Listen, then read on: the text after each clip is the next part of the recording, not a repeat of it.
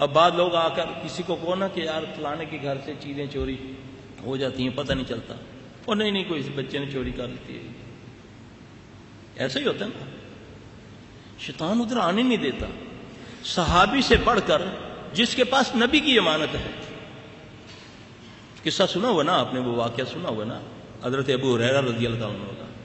اس میں بھی ہم نے اس حدیث کے ساتھ کوتاہی کی، اس میں کمی کر دی ہم نے۔ وہ پوری حدیث جو تفسیر ابن کثیر کے اندر ہے وہ اس طرح ہے، یعنی کہ جب تک آپ کسی بات کو کسی آیت کو پورا انداز سے بیان نہیں کریں گے وہ سمجھ نہیں آئے گی، اپنے مطلب کا یا اکتاہٹ کے ساتھ وہ جو تمہیں سمجھ نہیں آئی وہ اس حصے کو کاٹ کے آگے بیان کریں گے۔ تو علم رکھتے ہوئے نہیں سمجھ سکتا تو جو اس کو کم علم والے پڑھیں گے اس کو کیسے سمجھ آئے گی؟ نبی کی بات کو منعن جیسے ہے سمجھاؤ، ہو سکتا ہے کہ اللہ جس نے تو نے لکھا تجھے نہ وہ سمجھ دی ہو، جو پڑھے اس کو اللہ سمجھ دے دے، کیونکہ علم کسی کی وراثت نہیں ہے، یہ اللہ کی عطا ہے، جسے چاہے وہ عطا کر دے۔ اب وہ حدیث اس طرح ہے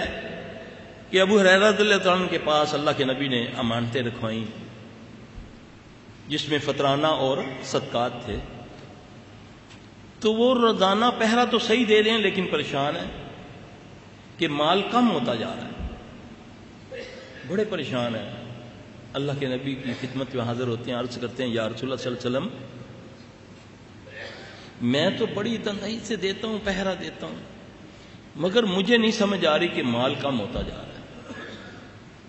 رسول اللہ صلی اللہ علیہ وسلم نے اسے فرمایا کہ تو یہ پڑھ، سبحان من سخرک لمحمد صلی اللہ علیہ وآلہ وسلم، یہ لفظ پڑھے۔ ابو ہریرہ رضی اللہ عنہ فرماتے ہیں کہ میں نے ان لفظوں کو پڑھنا شروع کیا تو کیا دیکھتا ہوں کہ ایک بندہ چادر بچھا کے مال سمیٹ رہا ہے، اس سے پہلے اس کو نظر نہیں آیا۔ انسانی روپ میں نے جب اس کو پڑھنا شروع کیا سبحان من سخرک لمحمد صلی اللہ علیہ وآلہ وسلم، تو کیا دیکھتا ہوں کہ ایک بندہ چادر بچھا کر مال کو سمیٹ رہا ہے۔ میں نے اس کو پکڑ لیا، اب وہ رونے لگا، پیٹنے لگا، غریب ہوں چھوڑ دے، میں نے ترس کھایا چھوڑ دیا۔ رسول اللہ صلی اللہ علیہ وسلم نے مجھ سے پوچھا، میں نے یہ ماجرا بتایا، آپ نے فرمایا ہو سکتا ہے کہ وہ تیرا مہمان آج پھر آئے۔ پھر دوسرے دن اسی طرح کا واقعہ ہوا، پھر آپ صلی اللہ علیہ وسلم کو عرض کی تو آپ نے فرمایا ممکن ہے کہ وہ آج بھی آئے۔ تیسرے دن پکڑا، بڑا اس کو شدت سے رونے لگا، اچھا ایسا کرو میں تمہیں کچھ ایسے کلمے سکھاتا ہوں کہ اگر تم اس کو پڑھ لیا کرو گے تو میں نہیں آؤں گا۔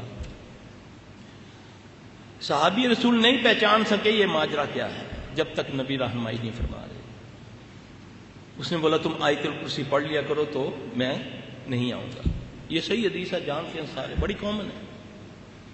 اس کے باوجود میں اگر کسی بندے کا کوئی سائل میرے پاس آتا ہے اور کہتا ہے میرے گھر سے اس طرح معاملات ہوتے ہیں، میرے پیسے تجوریوں سے غائب ہو جاتے ہیں، کپڑے غائب ہو جاتے ہیں، اور میں کہتا ہوں نہیں ایسا نہیں ہو سکتا،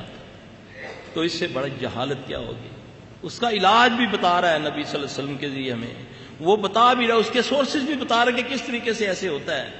یہ علیحدہ بات ہے کہ میں نے اس کام پر محنت ہی نہیں کی، میں نے تو اس پر خیانت کی،